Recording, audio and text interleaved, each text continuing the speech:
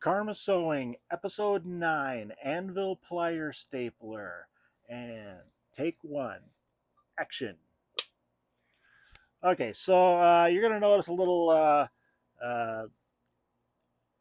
wardrobe change and um, a little difference here. I had planned on combining 3 videos into one, and I figured out it was going to make too long of a video. So I'm splitting those 3 videos back up so I can get them posted. Um, and so we'll have episodes 8, 9, and 10 um, up here shortly. And I hope you all enjoy it. This is, like I say, coming up in the video, probably one of my favorite tools in the shop. Definitely one that makes me very productive. So I hope you enjoy this video, and I'll try and edit it down just a wee bit, um, and hope you can get some good information out of it. So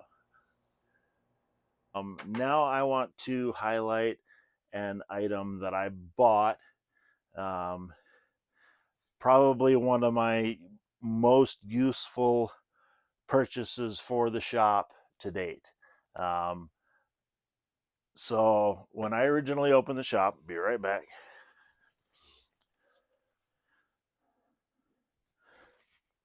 Somewhere. There it is.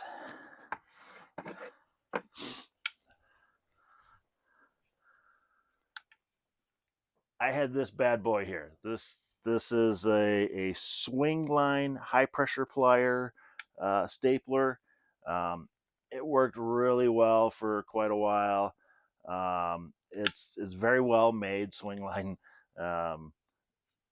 usually has pretty good products, and this is an oldie and a goodie. Um, Unfortunately, after a while, it um, under the heavy use here in my shop with canvas and vinyl and everything else that that I do, that this wasn't exactly designed for. Um, it wasn't stapling so well. It uses regular staples, and it wasn't hacking the abuse. So I went and looked at your usual uh, hardware store staplers like that, the plier staplers. Um, I tried a regular desk stapler that just doesn't work. But I looked at some of the other ones, and most of them were plasticky, and uh, the staples were either too light or too heavy or whatnot. So I wasn't really happy with what I was finding there. So I had kind of been searching around on the internet and watching some of the Facebook groups and whatnot. And I'm not sure exactly where I originally saw it, whether it was on Facebook or through a search somewhere. But what I found, something very similar to this, is this. What I have here is the Markwell MP4.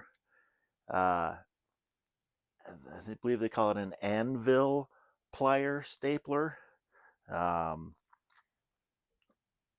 Made very much like the swing line, but as you can see here, it has this little anvil piece here, and that allows you to staple over um, things such as a zipper. If you put a zipper along the edge and there's something beyond that that you want to staple over, um, very handy for that. And the anvil is also very handy for lining up to your edge. With this here, if you're taking your fabric and going in this way, it's hard to tell exactly where that staple is going to go. But with this bad boy, I can line that anvil up, and I usually use this upside down so that I can line that anvil up right with the edge of my fabric, and I know that is going roughly 1/8 of an inch in from the edge of my fabric or my seam. And that's pretty handy. Most of my seams I do 1/2 inch seam allowance, and I know for sure that that's going to miss. Even on the zippers when I'm stapling the zipper to an edge, um, my zipper foot I believe is about 3/8 of an inch, quarter to 3/8 of an inch is where the needle lands from the edge of the fabric. So I know even if there's a staple that I can't see for whatever reason, I know it's pretty much gonna miss all the staples, and I'm not gonna uh, clip the thread with the staple or blunt my needle or anything like that. So having the anvil on there is twofold. It's to get over stuff, and it's to um, help me place right exactly where I want those staples. I know they're always out of my way. Um, so and um, so price. Um, I believe retail you're going to pay roughly $130 for this. Um, Worth every penny. I know most of you are having a heart attack. I didn't spend more than $20 or $30 on my one at the hardware store, and I can just toss those away, and whenever they break or whatever. This sucker ain't gonna break. This is very well made.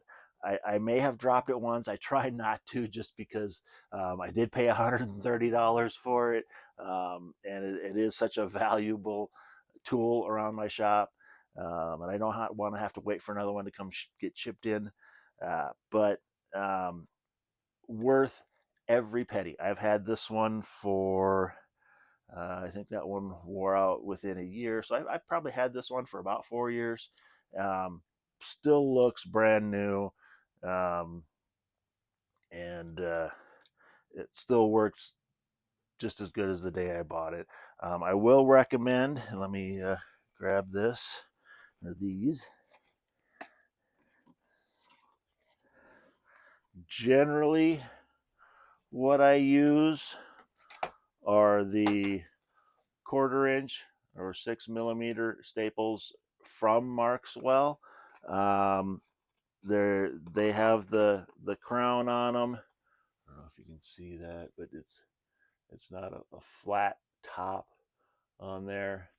Um, I don't know if any other staples will work in it, and the staples aren't exactly cheap either. Um, but for the time savings, the accuracy that this has, it pays for itself. And I don't have any problem if it was a penny a staple. You know, okay, fine. I use 100 staples in a project. I'll raise my price on that project $1. Not a huge deal. Um, and then at the same time that I bought my first box of these, which is the ones I tend to use, the 1/4 inch, I went ahead and bought a box of the 3/8 just in case. I think I've used them once, and it was nice to have them on hand rather than either fight with the 1/4 inch, which just weren't quite cutting it, um, or having to wait for the 3/8 to come in, or having to use pins. By the way, I very rarely use pins anymore because of this. Um, and I didn't like to use them that much before, because with canvas and vinyl, it just pins are not easy.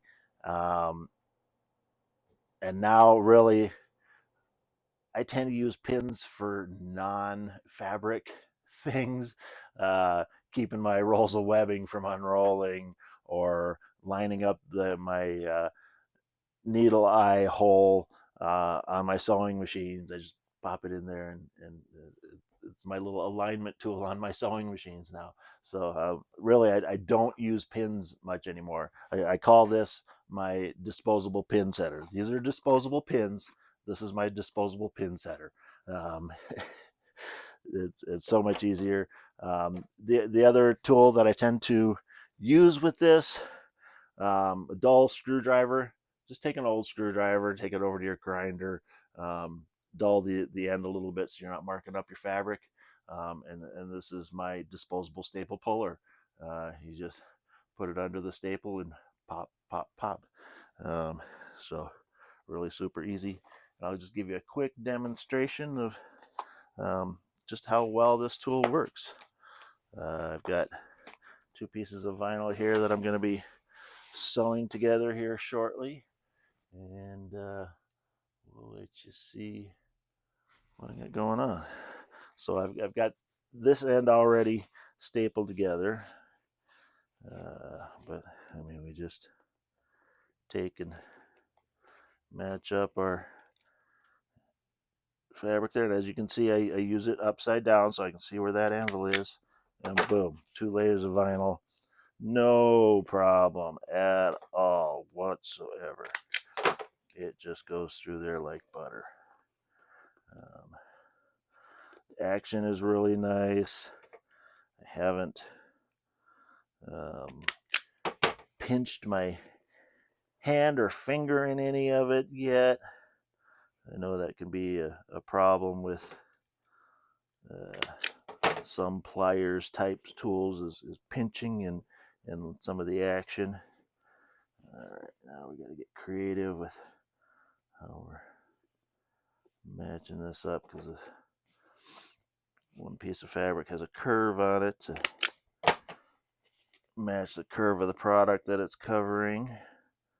So we just do a little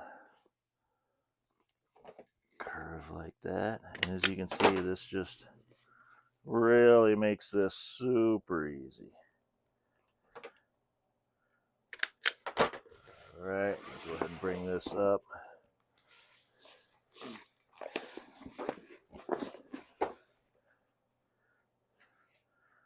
Match our fabric up here. Again, anvil right at the edge. As you can see that, I mean, every time I get that, I get the staple right where I want it, equidistant from the edge. I know I'm not going to be sewing through it. And boom.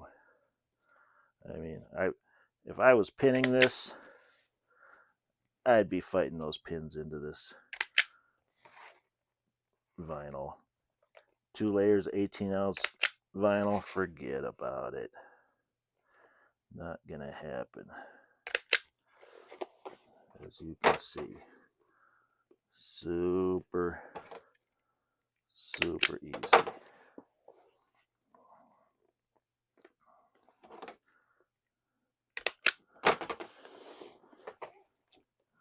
All right, get a mark in the center here so that I can equalize any excess fabric to either side, which doing those corners it'll help. But and yeah, I could freehand this seam and end up 1/4 inch, 1/2 inch extra down on the end down there. I prefer not to do that anymore. I do a lot of this, especially with these curved seams and whatnot. Zippers, I staple all of my zippers. I don't get the, I do what we call an upright cover. So one of these guys here covers an upright on a hot air balloon, zips on. If you try and freehand these, you tend to get some twist in it when you end up once you sew it. And then you also get bacon zipper, what I like to call bacon zipper, where if you do too much of stretching or shrinking of your zipper tape as you're sewing it, you get the wave in the teeth of the zipper. I call that bacon zipper. I don't like bacon zipper. I like bacon. I don't like bacon zipper. So, and I don't like to do the twist. I'm not much of a dancer, so not doing the twist. So, um, but yeah, I use it pretty much on all of my zippers anymore. Um, it's not worth it to freehand some of this stuff, and the long runs and the curved runs. The again the Markwell MP4.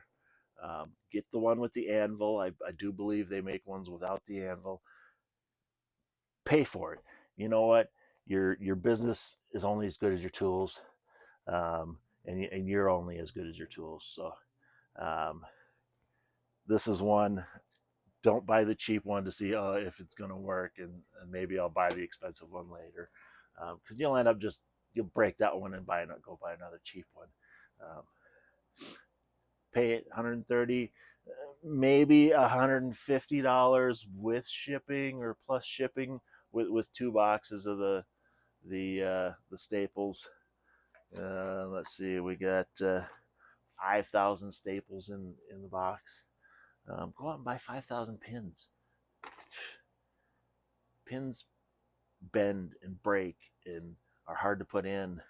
This you can see half a second, quarter second to it's easy. So um, I don't get paid by Markwell, but hey, if they want to send me another one, I'd love to have one on each side of my shop. All right, talk to you later. Bye bye.